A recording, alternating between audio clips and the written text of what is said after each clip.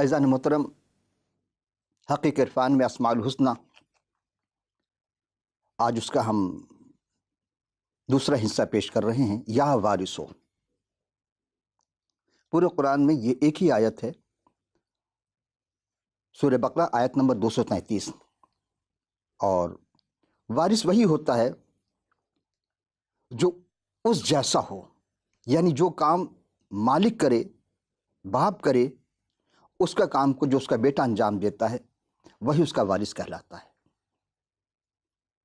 اور وارث جو ہوتا ہے وہ حقیقی نطفے سے ہوتا ہے، اس کا مطلب یہ ہے کہ اس کا خونی رشتہ ہونا بہت ضروری ہے۔ اور ہم دیکھتے ہیں کہ ہم جب پچھلی نشست میں اس چیز کو پیش کر چکے تھے، جو سورہ بقرہ کی آیت نمبر 233 میں ہے، اور مائیں اپنے بچوں کو دودھ پلائیں پورے 2 سال، اس لیے جو رضاعت کی تکمیل کرنا چاہے، اور جس کا بچہ ہے اس کے ذمے ماؤں کے لیے کھانا اور کپڑا دستور کے موافق ہو۔ کسی شخص کو حکم نہیں دیا جاتا کہ بجز اس کی کہ برداشت کے بقدر، یعنی کہ نہ کسی ماں کو تکلیف پہنچائی جائے اس کے بچے کے باعث، اور نہ کسی باپ کو تکلیف پہنچائی جائے اس کے بچے کے باعث، اور اسی طرح وارث کے ذمہ ہے۔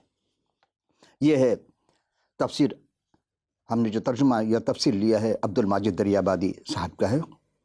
اور عرفان القرآن میں ہم اسی چیز کو دیکھ کر گئے تھے کہ ان کا جو ترجمہ ہے پروفیسر ڈاکٹر طاہر القادری صاحب، وہ فرماتے ہیں کہ اور مائیں اپنے بچوں کو پورے 2 برس تک دودھ پلائے، یہ حکم اس لیے ہے کہ جو دودھ پلانے کی مدت پوری کرنا چاہیے، اور دودھ پلانے والی ماؤں کا کھانا اور کپڑا دستور کے مطابق بچے کے باپ پر لازم ہے۔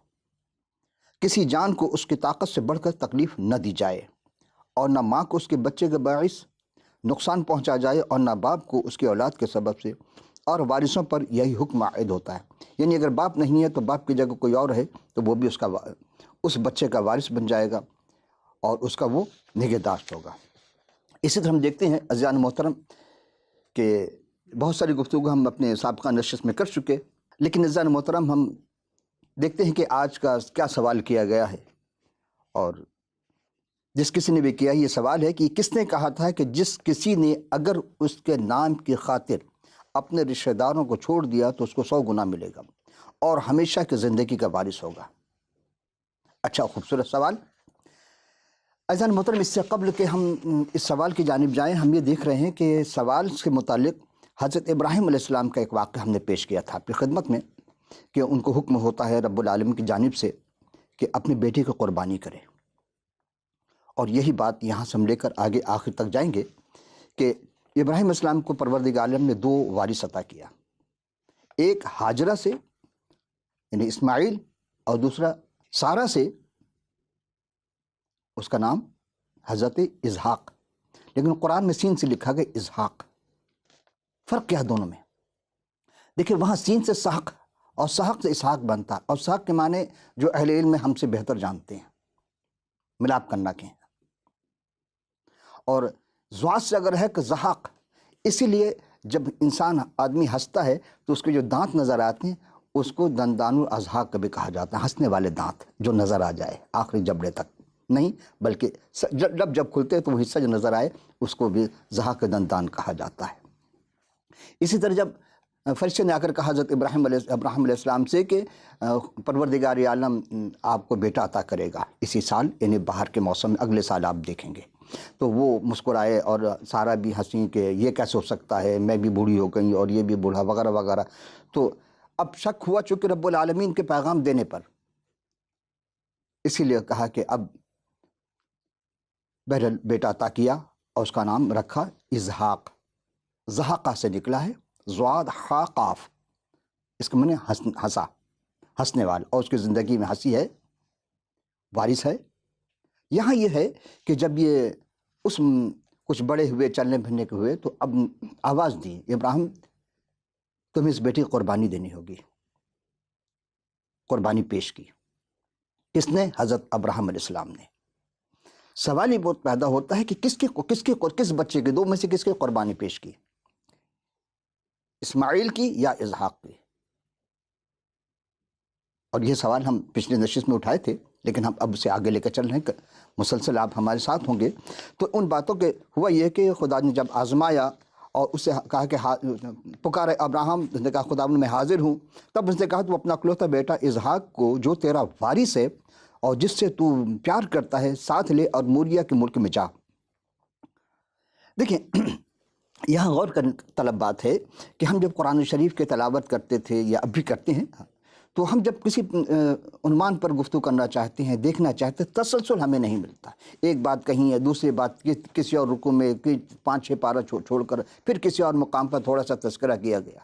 لیکن کتاب مقدس کی خوبی یہ ہے کہ آپ کوئی بھی واقعہ دیکھنا چاہیں تو اس میں تسلسل ہے، تسلسل ہے. اور رب العالمین تسلسل کا رب ہے، وہ بغیر تسلسل کی کوئی بات نہیں کرتا. ہاں جب ضرورت پڑی تو اس حوالے کو یا اس بات کو کسی اور سے منسوب کرنے کے لیے پھر وہ ریفرنس بتاتا ہے کہ ہم نے فنا کے ساتھ بھی کیا تھا یا فنا کو دیکھ لو. اب دیکھیں یہاں کہ لفظ سوختہ نہیں، سوختہ ہم جب کہتے ہیں گرم ہو جانا، غصہ ہو جانا، لیکن اصل جو لفظ سوختہ کہ میں نے جلا کر راکھ کر دینا، خاک میں ملا، بالکل ایک ذرہ بھی نظر نہ آئے اس کا، خاک بنا دینا. دیکھیں اتنی تفصیل سے ہمیں قرآن شریف میں کسی بھی تفسیر میں نہیں ملے گا. اگر تفسیر مفسرین نے بھی لیا ہے تو اسی کتاب مقدس ہی کا سہارا لے کر وہ آگے چلتے ہیں، کیونکہ اب کوئی فرشتہ نہیں آئے گا جو گائیڈ لائن دے گا، کوئی وحی نہیں آئے گی. آپ کو جو کچھ حاصل کرنا ہوگا کتاب مقدس ہی سے لے کر چلنا ہوگا. تو تیسرے دن ابراہیم نے نگاہ کی اور اس جگہ کو دور سے دیکھا.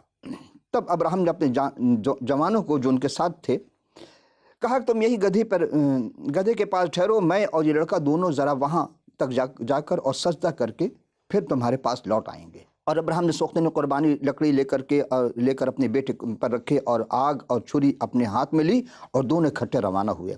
تب اسحاق نے اپنے والد سے کہا، اے ابا، یعنی ابا حضور. اس نے کہا کہ ہاں میں حاضر ہوں، کہو کیا کہنا چاہتے ہو. اس نے کہا کہ دیکھیے لکڑیاں اور آگ تو ہیں، پر سوختہ قربانی کے لیے برہ کہاں، یعنی وہ جانور کہاں جو ہم ذبح کریں گے. تب ابراہیم نے کہا، اے میرے بیٹے، خدا آپ ہی اپنے واسطے سوختن قربانی کے لیے برہ مہیا کرے گا. سو وہ دونوں آگے چلتے گئے، اس مقام پر پہنچے تو خدا نے انہیں بتائی تھی وہاں ابراہیم نے قربان گاہ بنائی اور اس پر لکڑیاں چنی اور اپنے اکلوتے بیٹے جو اس کا اکلوتا وارث یعنی اسحاق علیہ السلام تھے ان کو باندھا اور اسے قربان گاہ پر لکڑی کے اوپر رکھا. اور ابراہیم نے ہاتھ بڑھا کر چھری اٹھائی اور اپنے بیٹے کو ذبح کرے. تب خدا کے فرشتوں نے آواز دی، آسمان سے پکارا، اے ابراہیم، اے ابراہیم، اے ابراہیم. اس نے کہا میں حاضر ہوں. یعنی کہ 3 دفعہ آواز دے کر متوجہ ہوا کروائے اپنی طرف تاکہ چھری رک جائے اور متوجہ ہو سے اس طرف. پھر اس نے کہا کہ تو اپنا ہاتھ اپنے لڑکے پر نہ چلا اور نہ اس سے کچھ کر، کیونکہ میں جان گیا کہ تو خدا سے ڈرتا ہے، اس لیے تو نے اپنے بیٹے کو جو تیرا اکلوتا وارث ہے مجھ سے دریغ نہ کیا. یعنی رب تعالیٰ کی عشق میں، محبت میں اتنے سرشار تھے کہ انہیں چھری اٹھائی اور باندھ بھی دیا، سب کچھ کر دیا. اب چھری پھیرنے کی دیر تھی اور آواز آئی کہ اپنا ہاتھ روک لو. حضرت ابراہیم صاحب نے نگاہ کی، جب پیچھے مڑ کر دیکھا تو وہاں ایک میڈھا تھا جس کی سینگ جھاڑی میں اٹکی ہوئی تھی، اسے لیا اور پھر اسی بچے کو ہٹا کر، اپنے بیٹے کو ہٹا کر، اس وارث کو ہٹا کر اس کی جگہ اس میڈے کو رکھا، ذبح کی اور سوختہ نے قربانی کر دی. سوال ہی پیدا ہوتا ہے کیا نبی جھوٹ بولتے ہیں؟ نہیں. تو پھر ابراہیم صاحب نے کیسے کہا کہ تم یہاں بیٹھو، ہم باپ بیٹے جاتے ہیں اور وہاں سے سجدہ کر کے آتے ہیں؟ وہ تو سوختہ نے قربانی کے لیے گئے، اگر جانور نہ تو وہ تو ذبح کر دیے گئے تھے، بلکہ جلا کر راکھ کر دیے گئے تھے. تو کیسے کہا، ان کے زبان میں مبارک سے کیسے الفاظ نکلے کہ ہاں تم یہاں ٹھہرو، ہم سجدہ کر کے آتے ہیں؟ ہے نا سوال. جی دیکھیں، یہ اہل طریقت کو سمجھنے کے لیے بہت اپنے اندر تحریک پیدا کرنے کے لیے رب العالمین پہ ایمان کامل ہونے کے لیے ایک بہت زبردست جملہ ہے کہ دوسروں کو نہ بتاؤ جو کام خدا نے تمہارے سپرد کیا ہے، صرف فقط اس پر یقین اور کامل ایمان کے ساتھ وہ کرتے چلے جاؤ، وہ پھر دیکھو کیا کام کرے گا. یہ معجزہ نہیں ہوا لڑکا بچ گیا، میڈا آ گیا، نہیں، کام کیا تھا اس نے. معجزہ نہیں، کام کیا تھا. کام کیا کہ عمل پیرا کر لیا، اپنے آپ کو طاری کر لیا اور یقین کامل تھا اگر میں اسحاق کو ذبح کر کے سوختن قربانی بھی چڑھا دوں تو میرا رب جو قادر مطلق ہے، جو خلاق عالم ہے، وہ اس راکھ سے بھی اسحاق کو پیدا کر سکتا ہے. کیوں؟ اس لیے کہ علم میں تھا یہ میراث، یہ وارث آدم ہیں، یہ وارث نوح ہیں، یہ وارث سیت ہیں، حضرت ابراہیم السلام۔ تو جب اپنے وارث کو دیکھو، جو سب سے پہلا انسان کو رب العالمین نے خلق کیا، وہ مٹی سے تو خلق کیا تھا، اپنی روح ڈالی، تو خاک سے بنانے میں اس کو کتنی دیر لگتی ہے اس رب العالمین کو؟ اس ایمان کامل کو دیکھتے ہوئے اس نے اپنے بیٹے کو قربان کرنے پر دریغ نہ کیا۔ یہ ہے ایمان، یہ ہے وہ بات کہ خلیل ایسے نہیں کہلائے۔ حضرت ابراہیم علیہ السلام قربانی پیش کی، بے انتہا قربانی دی۔ اور جانتے ہیں، اس تو ہم پیچھے پیش کر چکے تھے، جب 100 سال کے ہوئے تو یہ بچہ ہوا، تو اسماعیل کیا تھا؟ اب آئیے تھوڑا سا آگے چلتے ہیں کہ جو تیرا اکلوتا وارث سے بے درزاق نہ رکھا، اس لیے میں نے اپنی ذات کی قسم کھائی۔ اب پروردگار، کتنے خوبصورت جملے میں کہ پروردگار عالم خود کہتا ہے کہ میں نے اپنے ذات کی قسم کھائی ہے کہ میں تجھے برکت دوں گا۔ اور یہ لفظ، ہم یہ جملہ کہ میں تجھے برکت دوں گا، شروع میں پیش کر چکا آپ کی خدمت میں کہ جو تجھے برکت کہے گا میں تجھے برکت دوں گا، جو تجھے لعنت کرے گا ہم اس پر لعنت کریں گے۔ اب دیکھیں، دو بات ہو گئی، برکت وہ بھی رب العالم کی طرف سے ہوگی اور لعنت بھی رب العالم کی طرف سے ہوگی۔ اب اگر ہم درود میں ابراہیم علیہ الرحیم پہ درود بھیج رہے ہوں اور بعد میں کہیں کہ رب العالمین اس پر لعنت کر برباد کر دے، تو پروردگار درود کو سنے گا یا لعنت کو سنے گا ہماری؟ اور عام انسان کو تو واجب نہیں کہ وہ کسی پر لعنت کرے۔ کیوں؟ اس لیے کہ گناہ گار ہے۔ یہ صرف انبیاء کو اتھارٹی تھی کہ وہ لعنت کرتے تھے، اور امت ہی نہیں، عام آدمی نہیں کر سکتا ہے، ورنہ پھر لعنت پلٹ کے اسی کی طرف آ جاتی ہے۔ شاید یہ لوگ نہیں جانتے رمز کو۔ رب العالمین کے یہی تو ہے کہ وہ اس چیز کو کہ اگر آپ کسی کو لعنت بھیج رہے ہیں، برائی کرنا چاہتے ہیں، تو وہ پلٹ کے آپ ہی کی طرف آتی ہے۔ یعنی کہتے ہیں نا، جس کے لیے کھڈا کھودو گے خود ہی اپنے کھڈے میں گر جاؤ گے، کھودے ہوئے میں۔ تو اسی لیے کسی کا برا نہ چاہو۔ آئیے ہم آگے چلتے ہیں، کیونکہ کہا جائے اور تیری نسل کو بڑھاتے بڑھاتے آسمان کے تاروں اور سمندر کے ریت کے مانند کر دوں گا، اور تیری اولاد اپنے دشمنوں کے پھاٹک کے مالک ہوگی۔ یعنی اس کے ہاتھ میں کر دے گا پروردگار، اور تیری نسل کے وسیلے سے زمین کے سب قومیں برکت پائیں گے۔ آج دیکھیں ہم جس دور میں گزر رہے ہیں، جہاں حضرت ابراہیم علیہ السلام ان کی آل پر درود بھیجا جاتا ہے، برکتیں ہیں کہ نہیں ہیں؟ برکت کس کو کہیں گے؟ یہ مفت ملتی ہے۔ یہ ہمیں کہا گیا تم کام کرو، کیونکہ جو تو نے میری بات مانی۔ تب ابراہیم علیہ السلام اپنے جوانوں کے پاس لوٹ گئے، اور وہ اٹھے اور اکٹھے بیر صبا کو گئے، اور ابراہیم علیہ السلام بیر صبا میں وہیں رہا کرتے تھے۔ عزیزان محترم، یہاں دیکھنا ہے کہ ہم جو کتاب مقدس سے جو چیز پیش کرتے ہیں اس میں تسلسل ہے کہ نہیں۔ کیوں مانے اس کو؟ ہم یہ کتاب مقدس کیوں پڑھیں؟ ہمیں تو کہا، بچپن سے یہ کہا گیا تھا کہ جی ایمان لاؤ چاروں کتابوں پر، توریت حضرت موسیٰ السلام پر نازل ہوئی، اور زبور حضرت داؤد السلام پر، انجیل عیسیٰ السلام پر، قرآن شریف جو ہے وہ حضور پر۔ تو بچپن سے جب رٹایا گیا، جب بڑے ہو گئے، اب جب تحقیق کی کہ بھائی وہ کتاب کہاں ہے، جی وہ متروک ہو گئی، اس میں اضافہ کر دیا گیا، اس میں تبدیلی کر دی گئی۔ لیکن عزیزو، کیا آپ کے پاس وہ کتاب ہے جس میں تبدیلی ہوئی ہے؟ میرے پاس ہے۔ اگر آپ کے پاس ہے تو وہ کتاب للہ آپ ہمیں ضرور دکھائیں، لے آئیں، تاکہ ہم اس کتاب سے موازنہ کریں کہ کہاں غلطی ہے، تاکہ وہ انہیں پکڑے جائے جنہوں نے غلطی کیا ہے۔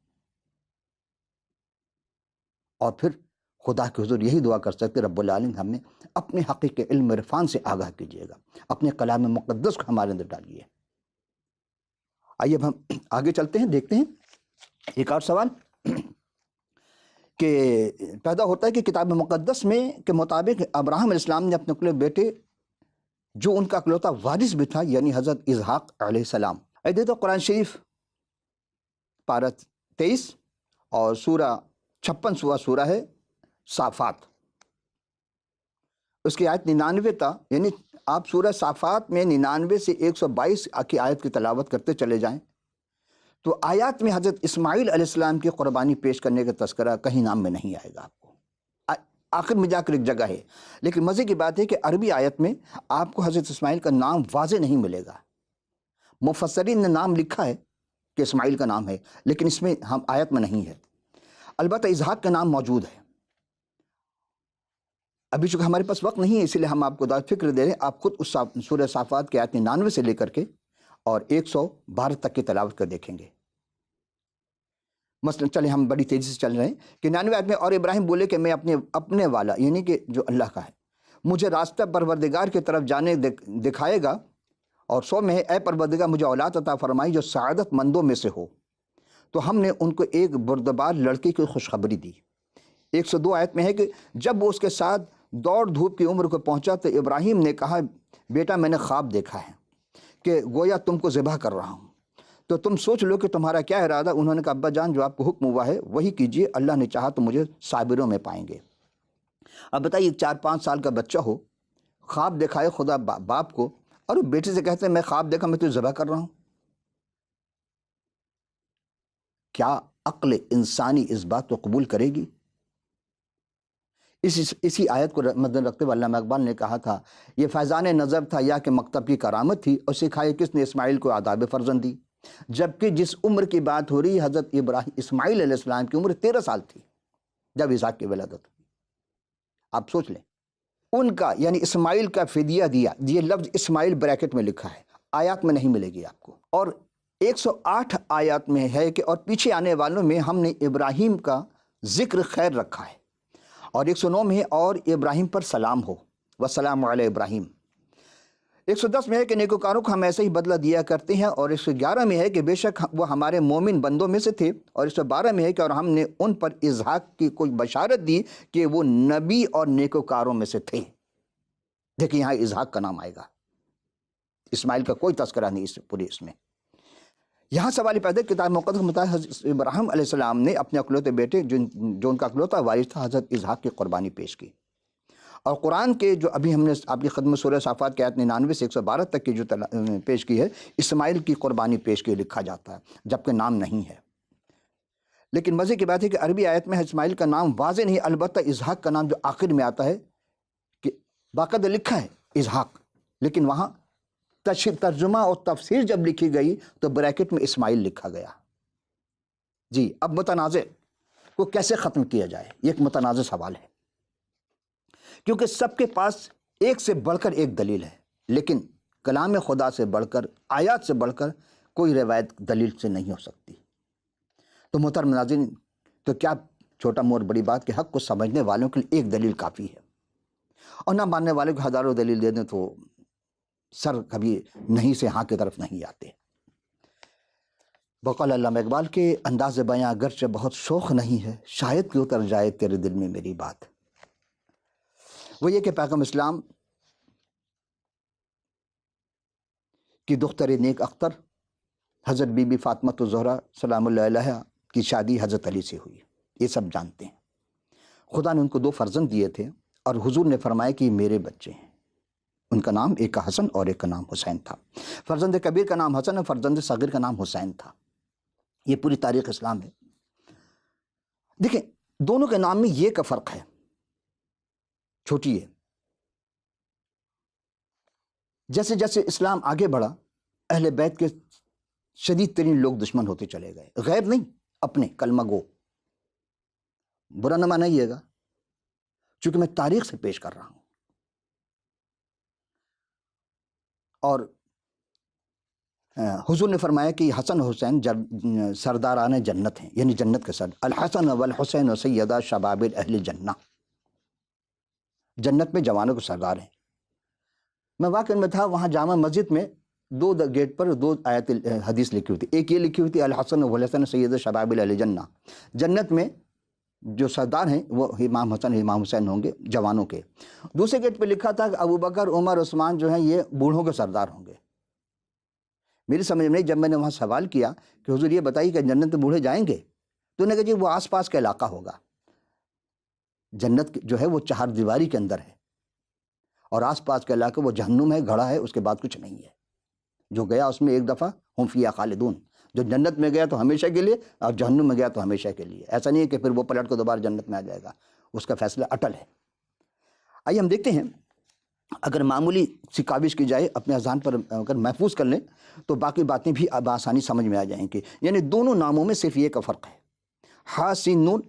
اچھا اب یہ ہے کہ حضور نے کہا تھا میرے 12 خلیفہ ہوں گے، تو جیسے جیسے تاریخ آگے بڑھی تو اہل سنن کے ہاں پہلے خلیفہ ابوبکر، دوسرے حضرت عمر ہوئے، تیسرے عثمان بن عفان ہوئے، چوتھے علی ہوئے، 5واں خلیفہ चौथे पे लाके ख़त्म कर दिया गया, लेकिन जब तारीख आगे चलना कि नहीं, जो माविया भी है, माविया बिन सफियान भी है, और उसका बेटा यजीद बिन माविया भी है। फिर चलते रहे, फिर बनु उमैया आए, बनु उमैया के बाद बनु अब्बास आए, उनकी भी तारीखें पेश की गई ये भी। लेकिन फिर सवाल उठाया गया है कि भाई अब बादशाह में तो बहुत ज़्यादा खून खराबा करने वाले भी लोग हैं, तो ऐसा काट दिए गए।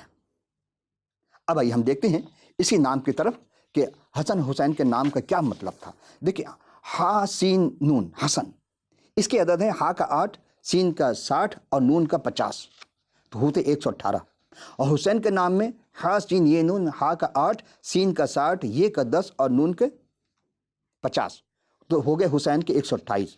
128 में जब 118 माइनस करेंगे तो 10 होंगे, यानी इस अदद के मुताबिक, ये अहले तरीक़त के मुताबिक मैं पेश कर रहा हूँ। देखिए, मैं बहुत तेज़ चलूँगा इसलिए कि दामन वक्त में अब गुंजाइश बहुत ही कम रह गई है। हसन का नाम जो है वो 118 है, हुसैन के 128 है, 10 बचते हैं। इस तरह इमाम हसन के जो वारिस हैं उसमें कोई इमाम नहीं है, लेकिन हुसैन के नाम में 10 है, तो 10 वारिस हो गए, यानी 10 इमाम उनके ज़ुर्रियत में आए, शजरे में आए। और मुसलमानों के अतबार से तो वो खुलफा हैं चारों, और आखिर में अली है चौथा खलीफा उनका। और अहले तरीक़त के यहाँ ये है कि वो अली से शुरू करते हैं, अली पहले इमाम, फिर उनके बेटे हसन, फिर उनके भाई हुसैन, यानी हसन के भाई, ये 3 हो गए इमाम। और फिर यूँ तो करबला के मैदान में पूरी तारीख़ आप देख लें, 6 महीने तक के बच्चे तक को सशुबा तीर से जो जानवर का इस्तेमाल किया जाता था उसके हल्कों में मारा था हुरमला ने। ये कौन थे? ये मुसलमानों के यजीद बिन माविया का लश्कर, उसका जो एक कमांडर चीफ था, जो 60,000 लश्कर का सरदार था, कमांडर था, उसने 3 मारा था हुरमला के ज़रिया। मैं उस करबला के वाक़े पर नहीं जा रहा हूँ, मैं बताना चाहता हूँ कि उन्हें अपने जानने में 6 महीने तक के बच्चों को काट कर रख दिया, ज़बह कर दिया, शहीद कर दिया पूरे अहले बैत को, लेकिन एक शख्स उसमें बचा रहा, इमाम ज़ैनुल आबिदीन, जिनका सनाम है अली बिन हुसैन। और उसके बाद उनके बेटे इमाम मोहम्मद बाकर, उनके बेटे थे इमाम जाफ़र सादिक, उनके बेटे आए इमाम मूसा काजिम, और उनके बेटे इमाम अली नकी, और उसके बाद अली रज़ा, मोहम्मद तकी, हसन अस्करी 11वें इमाम, और 12वें इमाम मेहदी। ये है अहले तरीक़त और अहले तशय्युअ की। यहाँ भी अहले तरीक़त में सिलसिला कादी में इमाम रज़ा तक हैं, और जो बुरहानी सिलसिला है मुसलमानों का एक, उसमें भी वहाँ तक लाते हैं इमाम रज़ा तक। इस्माइल जो सिलसिला है उसमें ज़ैनुल आबिदीन के बाद वो कहते हैं इस्माइल पे आना चाहिए। अब हम बहुत तेज़ी से आगे चल रहे हैं, यहाँ ख़त्म करके ये कहना चाहते हैं कि अब देखें कि इमाम हसन बड़े थे, लेकिन उनके औलाद में कोई इमाम नहीं। छोटे थे इमाम हुसैन, उनकी औलाद में 10 इमाम। यही चीज़ आपको खुदमत पेश करना चाहता हूँ। सीधी सीधी बात है, आदम के 2 बेटे, इस हाबिल और काबिल। काइन ने छोटे भाई को कत्ल किया, उसकी नस्ल ख़त्म हो गई, लेकिन उसकी नस्ल चली, लेकिन वो गुनहगार रही। फिर तेज़ी से आए, सैद के से जो नस्ल चली आते थे इमाम हज़रत नूह अलैहिस्सलाम तक आए। नूह के 3 बेटे थे, लेकिन सिम से नस्ल चली, और उसी के नस्ल में हज़रत इब्राहिम अलैहिस्सलाम आए।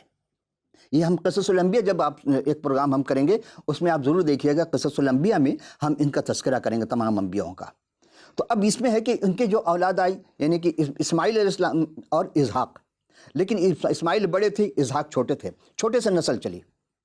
इसीलिए जब कुर्बानी की जाती है उस महीने को ईद उल अज़हा कहते हैं, ईद उल इस्माइल नहीं कहते। तो कहना चाहिए था इस्मा, लेकिन नहीं, क्योंकि इस कुर्बानी जो है आप ज़बान से तो कह रहे ईद उल अज़हा, अलिफ ज़ाद है, और अलिफ हटाकर वहाँ ये कबर खड़ा लगा दिया है, काफ हटा दिया गया, इज़हाक़ की जगह इज़हा कर दिया, अब अज़हा कह रहे हैं। लेकिन आप जब गौर करेंगे ये इस्मा क्यों नहीं हो, इस्माइल की जगह लाम हटा के इस्मा कर देते कि इस्माइल की कुर्बानी ज़बान से कह रहे हैं ईद उल अज़हा, और फिर जब वो कहते हैं करते हैं कुर्बानी तो कहना हम इस्माइल की कुर्बानी करें। क्या आप यकीन से कह सकते हैं कि इतने अंबिया आए हज़रत इस्माइल और इसहाक़ के बाद, इसहाक़ की नस्ल में किसी ने इस कुर्बानी को किया? नहीं किया। मुझे नहीं पता, अगर आपको पता हो तो बता दीजिएगा। मेरे नॉलेज में है कि किसी ने नहीं किया। तो फिर कुर्बानी जो, अब कुर्बानी कौन करेगा?